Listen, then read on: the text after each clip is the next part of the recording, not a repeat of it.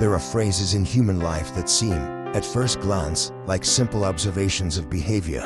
Yet when one leans closer, when one breathes in their hidden fragrance, they reveal themselves as gateways into larger truths. Ngi, Thong Kayan, Now San Tt, Gi, Jo Thir Di Now San Hayu Kwa. It sounds almost like a casual remark, a sentence uttered at a coffee table or whispered between neighbors in a moment of resigned wisdom. But behind these words, there is a whole cosmos of experience, a map of human survival, aspiration, and destiny drawn with invisible ink. To live kindly and to live effectively, these are not merely two different strategies. They are two lenses through which the world is perceived, two pathways carved into the soil of existence by those who have walked the terrain of scarcity and abundance. The poor, standing at the fragile edges of security, often find that kindness is not only a virtue but a form of currency. When there is little wealth to trade, goodwill itself becomes a lifeline. Among the poor, to live kindly is not abstract morality. It is often the most pragmatic shield against despair. It is the reminder that, though the world may be harsh, there exists a sanctuary in human tenderness. The gesture of sharing a meal, of standing beside a neighbor in mourning, of choosing not to betray even when hunger gnaws at one's stomach. These are not luxuries but necessities of endurance. In this sense, the counsel to be kind is not naive. It is an ancestral code for survival, passed down like a torch in the dark corridors of struggle. The rich, however, see a different horizon. Surrounded by resources, they no longer need to rely on communal kindness to survive the next day. For them, the risk is not immediate starvation, but the inefficiency that erodes potential, the disarray that wastes opportunity, the lack of systems that diminish growth. Thus, their wisdom to one another often revolves around effectiveness, how to organize time, energy, and resources so that dreams manifest not as fragile wishes but as concrete realities. Efficiency becomes their compass, precision their philosophy, because in their world, effectiveness decides whether wealth multiplies or dissipates, where the poor depend on the warmth of each other's humanity, the wealthy depend on the cold clarity of structure, vision, and discipline. And yet, beneath this duality, there is a shared truth. Both kindness and effectiveness are forms of navigation through the same vast sea of existence. They are not contradictions, but coordinates, each reflecting the conditions of the environment from which they arise. Imagine the cosmos itself, stars flaring with generosity, spilling light freely into the void, and yet planets orbiting with impeccable efficiency, held in place by invisible laws of gravity. The universe, in its vastness, whispers both truths at once: give without measure, and move with precision. Perhaps human society, in its layers of poverty and wealth, is but a smaller mirror of this cosmic law. But the phrase also invites discomfort, for it reminds us that wisdom is not distributed equally but shaped by circumstance. Is it fate, then, that the poor inherit the gospel of kindness, while the rich inherit the discipline of efficiency? Or is it a design of human limitation that no one can see the entire map, only the portion illuminated by their station in life? What if the truest way forward is not to choose one over the other, but to weave them together? Kindness laced with efficiency, efficiency softened by kindness. There is a quiet irony here. When the poor say, "Be kind," it is sometimes because cruelty has already stripped them of too much, and kindness feels like the last possession worth holding. When the rich say, "Be effective," it is sometimes because inefficiency is the only enemy strong enough to challenge their comfort. Both are warnings against a lurking shadow. Both are responses to pain. And yet, what is born out of pain often transforms into philosophy, into collective wisdom that travels across generations until it hardens into truth. To explore this statement is to journey into the architecture of human behavior, into the hidden laws that govern both survival and aspiration. It is to ask, what does it mean to live kindly in a world that often rewards aggression? What does it mean to live effectively in a world that sometimes punishes compassion? And more importantly, can one exist fully without the other? Can kindness thrive without effectiveness, or effectiveness sustain itself without kindness?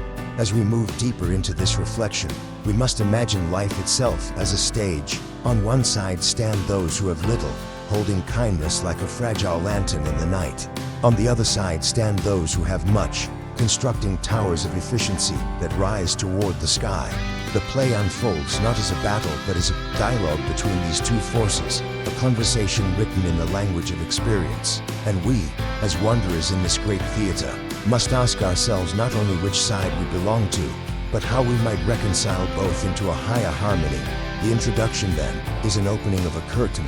Behind it lies a landscape where kindness and effectiveness are not merely moral choices or economic strategies, but symbols of how humanity interprets its place in the cosmos. To walk further into this terrain is to see beyond wealth and poverty, beyond success and failure, and to glimpse the eternal tension between heart and mind, between compassion and calculation, between the flame that warms and the structure that endures. This is not simply a social observation.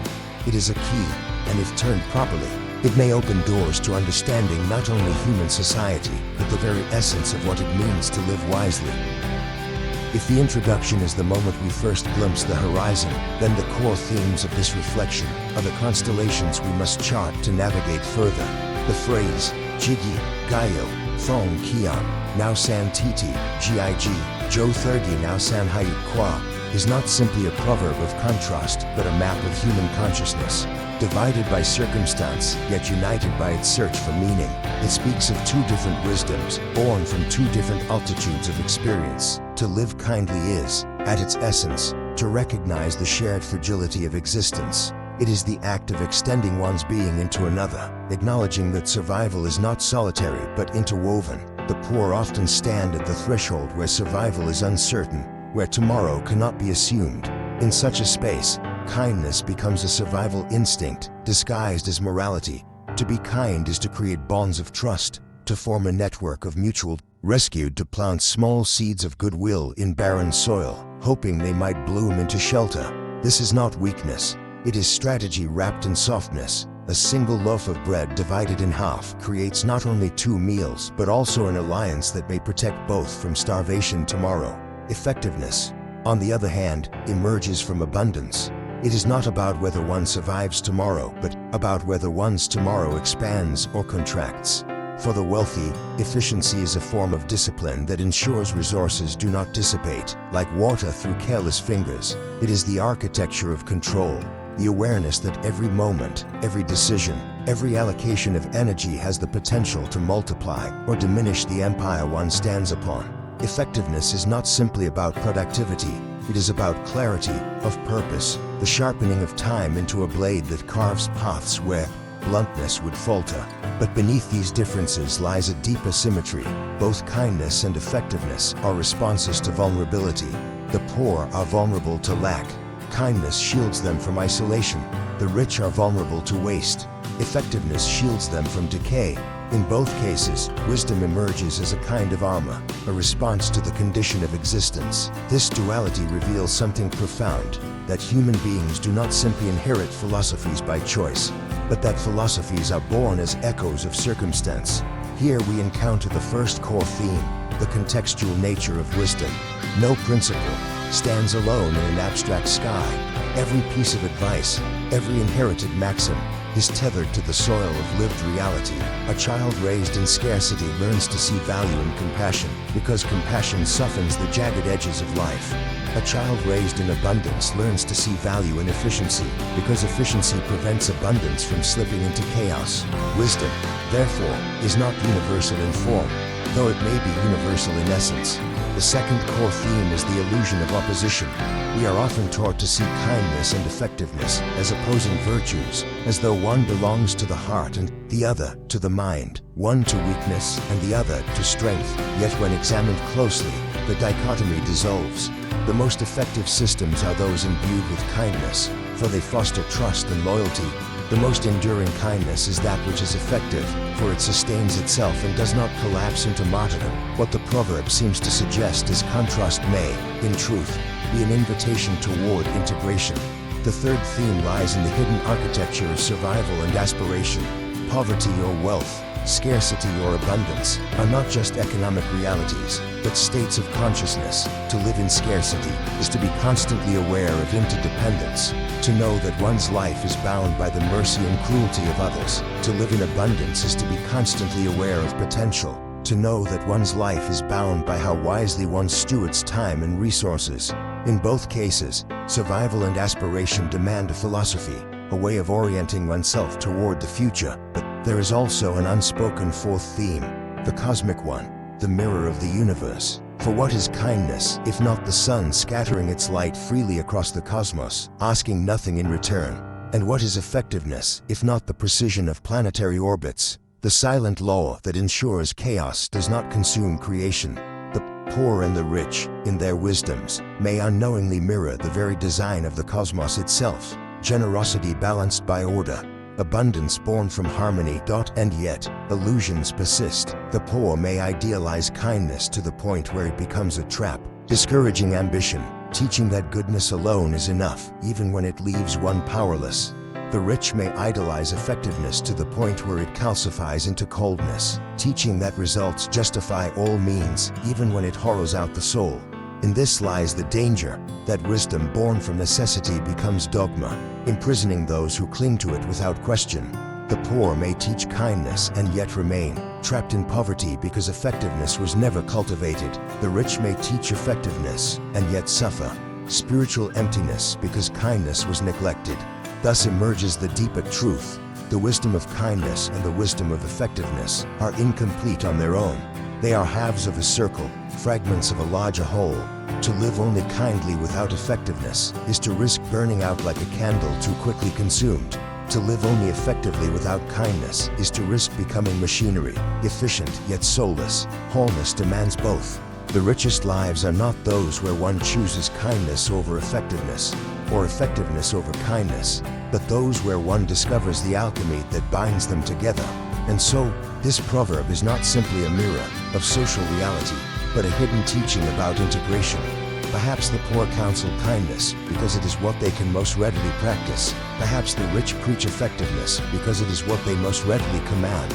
But for us, standing here in reflection, the challenge is to learn both, to gather the wisdom of scarcity and the wisdom of abundance into a single vessel, for only then can we move beyond the partial truths of condition into the fuller truth of existence. Like a tree that needs both sunlight and strong roots, life requires both kindness and effectiveness. One nourishes, the other stabilizes.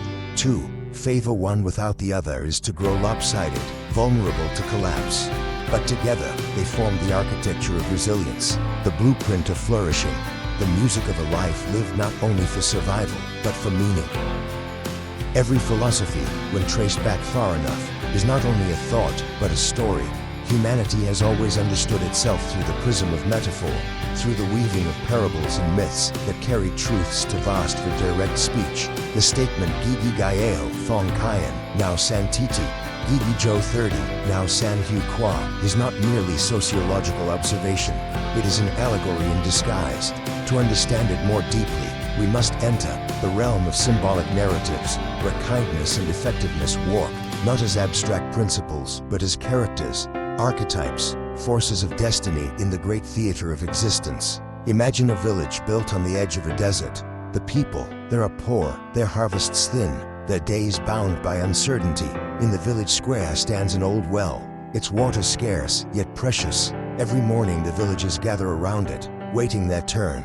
If one draws too much, others may thirst. If one hoards, resentment festers. Thus, they create an unspoken covenant, to share, to take only what is needed, to be kind. Their survival depends not on the wealth of water, but on the trust that no one will break the circle. Here, kindness is not ornament but law, a fragile law more sacred than any written code.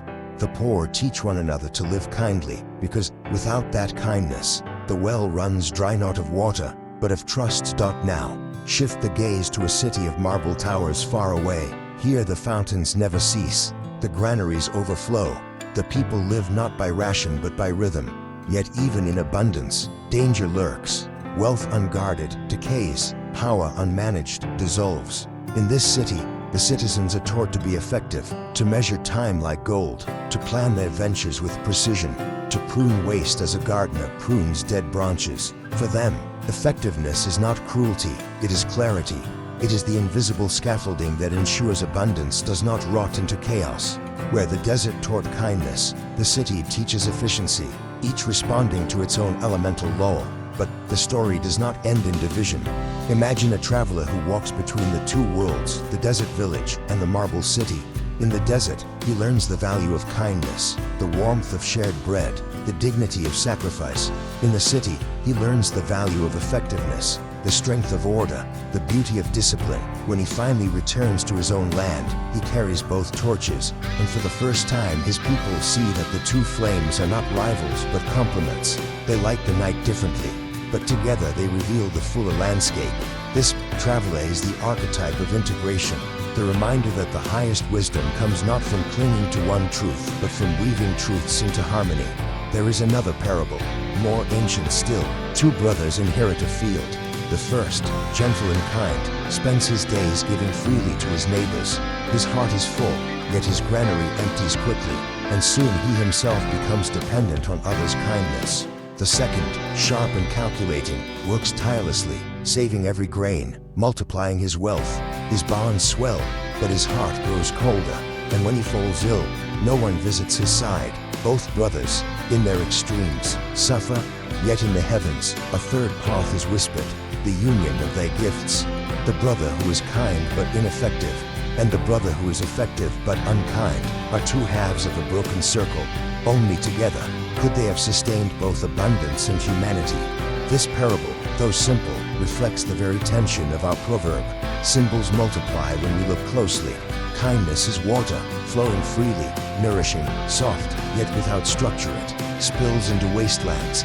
Effectiveness is stone, firm, shaping, enduring, yet without water it becomes barren, lifeless. Civilization itself is built on their marriage stone channels, guiding flowing water, water softening and giving life to stone. One without the other is ruin. Together, they form rivers and bridges, temples and gardens, the living architecture of humanity. We might also see these archetypes in the cosmos itself. The stars, like kindness, give without expectation, radiating light freely across gulfs of darkness. Yet the orbits of planets, precise and mathematical, mirror effectiveness, ensuring the universe does not collapse into chaos. The poor mirror, the stars, teaching generosity in scarcity. The rich mirror, the orbits, teaching order in abundance. The cosmos itself whispers, both are necessary, both are sacred, and in the human heart, too, the two live as neighbors. Kindness is the pulse, the warmth of blood, the unreasoned urge to care. Effectiveness is the rhythm, the precision of the heartbeat, without which the body collapses. If kindness is the flame, effectiveness is the lantern that contains and directs it. Without flame, the lantern is cold metal. Without the lantern, the flame burns itself out. The proverb, then, is not just about the poor and the rich. It is about the inner architecture of each person, about the twin forces that shape a balanced life. Yet why is it that society splits them, giving kindness to the poor and effectiveness to the rich? Perhaps it is because extremes are easier to see than unities. Poverty makes kindness visible. Abundance makes efficiency visible. But beneath appearances, both qualities lie dormant in all, waiting to be awakened. The symbolic narratives remind us that we are not meant to remain trapped in one world, but to be travelers who carry lessons from each realm. In truth, these stories are less about division than about destiny. They tell us that human life is a great weaving loom, with threads of kindness and threads of effectiveness interlacing to form the tapestry of survival, progress, and meaning. If we choose only one thread, the fabric tears. Only when the two are bound together does the cloth hold, strong enough to cover generations. Thus, the symbolic narratives open a doorway. Kindness and effectiveness are not random teachings, not arbitrary divisions of class or wealth. They are archetypal patterns, mirrored in nature, cosmos, and human story. They are not merely virtues, but eternal laws, like gravity and light. To recognize this is to step out of the illusion of opposition and into the wisdom of wholeness. Stories and symbols stir the soul, but the measure of their power lies in how they touch the soil of everyday life. The wisdom that Jigi Gayo Thong Kian, Now San Tt, Gigi Jo Thur D, Now San Hayo Kwa, cannot remain only as a poetic observation. It asks us to examine how kindness and effectiveness weave into the fabric of our decisions, our work, our relationships, and even our societies.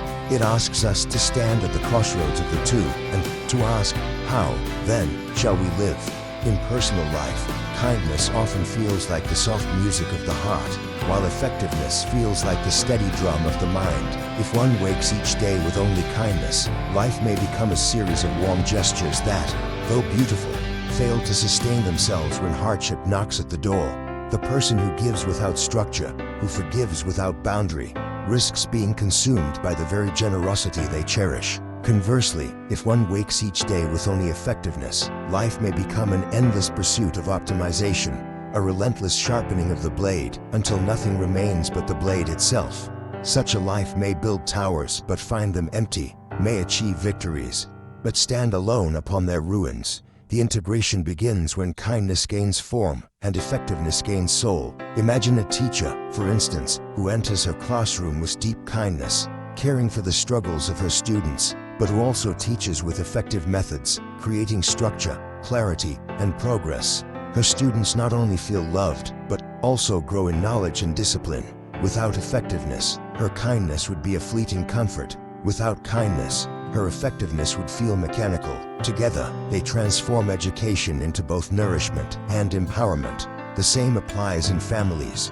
A parent who raises children with only kindness may offer warmth, but no boundaries, creating a fragile love that leaves the child unprepared for the demands of the world. A parent who raises children with only effectiveness may offer structure but no tenderness, creating resilience without joy. The real art of parenting lies in weaving the two: love that guides, discipline that nurtures, kindness that protects, and effectiveness that prepares. In work and careers, too, the principle resounds. A leader who manages with only kindness may foster loyalty but fail to achieve results, leading the group into stagnation. A leader who manages with only effectiveness may achieve targets but leave behind a trail of resentment, exhaustion, and mistrust. But a leader who balances both builds not only success but also a culture of belonging, where people work with purpose rather than compulsion. Here, the proverb moves from theory into tangible leadership, an alchemy of heart and system. On a societal level, the integration of kindness and effectiveness is the very cornerstone of civilization. A government that rules with only kindness may give generously, yet collapse into inefficiency, unable to provide stability or long-term prosperity. A government that rules with only effectiveness may grow wealthy but hollow, efficient but unjust, leaving its people spiritually impoverished. Societies that endure are those that build institutions strong with effectiveness, yet humane with kindness, laws that protect but also uplift, systems that sustain without crushing the soul. Even in economics, the principle holds: charity born of kindness may ease immediate suffering, but without effectiveness, risks dependency. Strategy born of effectiveness may generate wealth, but without kindness, risks exploitation. True prosperity arises when generosity meets strategy, when aid is structured to empower rather than to pacify, when wealth is pursued not merely for accumulation but for contribution. The future of humanity, perhaps, rests upon finding this balance, an economy that is not cold machinery, but living compassion guided by precision. Yet perhaps the most profound real-world implication is within the self. Each of us carries both poverty and wealth within. There are parts of us that are poor-wounded, uncertain, in need of kindness, and there are parts of us that are rich, capable, resourceful, in need of effectiveness. To live fully is to recognize these dual states within, to nourish the wounded self with compassion while guiding the capable self with discipline. The poor within us asks, "Be kind to me, forgive my mistakes." The rich within us replies, "Be effective, use your time wisely." To integrate the two is to become whole, to treat ourselves as both a fragile human and a limitless possibility. When viewed through this lens, the proverb ceases to be about class division alone. It becomes a mirror in which every individual sees both sides of themselves. At times, we live in scarcity and need kindness as survival. At times, we live in abundance and need effectiveness as stewardship. The challenge of life is not to choose between them, but to learn when to summon each, when to speak the language of the heart and when to speak the language of order. The path forward, then, is practical but profound. To design our days so that kindness is not scattered sentiment, but intentional action, and effectiveness is not cold calculation, but soulful alignment. To speak kindly but also keep promises, to give generously but also build structures that sustain generosity, to work with precision but also to remember the humanity behind every task, to love with tenderness but also with wisdom. If society could move even slightly closer to this integration, perhaps the divisions between poor and rich, between kindness and effectiveness, would not feel so sharp. Perhaps we would see that both teachings are fragments of one larger truth, that human flourishing requires both the softness of compassion and the sharpness of clarity, both the generosity of the open hand and the discipline of the steady grip. It is here, in the realm of practice, that the proverb's hidden power reveals itself. It is not merely about who teaches what, it is about how we, in our lives, can learn to hold both. For the future will not belong to those who are only kind or only effective, but to those who can master the paradox, weaving heart and mind into a single rhythm. As we stand at the end of this journey, looking back at the terrain we have traversed, the proverb Gigi Gayo Thong Kian, Now San TT, Gai Gijo 30, Now San Hayu Kwa, no longer feels like a casual remark. It reveals itself instead as a doorway into the architecture of human existence. We have seen how kindness grows out of scarcity like a fragile flower in the desert, and how effectiveness rises from abundance like stone pillars in a great city. We have traced their roots in survival, seen their symbols reflected in story and cosmos, and watched them play out in the intimate theaters of family, work, and society. Yet the truest wisdom lies not in choosing one over the other, but in recognizing the alchemy that unites them. For kindness without effectiveness, though radiant, risks being extinguished. It burns brightly but briefly, unable to sustain itself against the winds of time. Effectiveness without kindness, though strong, risks becoming hollow. It builds structures, but they stand lifeless, monuments without meaning. Humanity is diminished by either extreme, but when they are joined, when kindness finds form and effectiveness finds soul, they create a rhythm that resonates with the deepest patterns of existence. They form a life that is not only sustainable but meaningful, not only disciplined but warm, not only prosperous but just. The call, then, is not only to see but to live differently, to recognize that each of us holds within both a poor self and a rich self, both the need for kindness and the need for effectiveness. The poor self within us whispers, "Be gentle, forgive, share." The rich self within us whispers, "Be disciplined, focus, grow." The harmony of a human life comes when these voices are not at war but in dialogue, when compassion strengthens discipline and discipline protects compassion. On the broader human story, this integration becomes even more urgent. We live in a time where efficiency is worshipped, where technology and systems seek to make everything faster, sharper, more productive. Yet without kindness, such a world risks dehumanization, risks turning lives into numbers and relationships into transactions. At the same time, we live in a world that cries out for kindness, for healing, for courage. Yet kindness, without structures of effectiveness, risks being drowned in chaos, unable to scale into lasting change.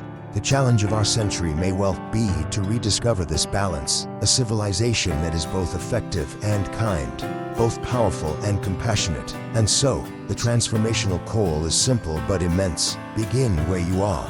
Let kindness guide your heart, but let effectiveness guide your steps. When you speak, let compassion shape your words, but let clarity ensure they reach where they are meant to go. When you give, let generosity open your hands, but let discipline ensure that what you give creates growth, not dependency. When you build, let effectiveness shape the structure, but let kindness ensure it shelters more than yourself. When you dream, let kindness remind you who you dream for, and let effectiveness remind you how to bring the dream to life. Perhaps this is what it means to live wisely, to carry the wisdom of the poor and the wisdom of the rich within the same soul, to be both the village that shares and the city that organizes, to be both the star that gives freely and the orbit that moves with precision, to live as if the cosmos itself were your teacher, whispering always, "Give like the sun, move like the planets." At the end of this reflection, the proverb no longer divides but unites. It tells us that wisdom is contextual, yes, but also that wisdom is cumulative. We are not meant to remain prisoners of our conditions, whether scarcity or abundance, but to transcend them, to gather lessons from both and shape them into a new way of being. That way is not merely survival, nor merely success. It is wholeness. And so, I leave you with this final invitation. Do not be content with being only kind or only effective.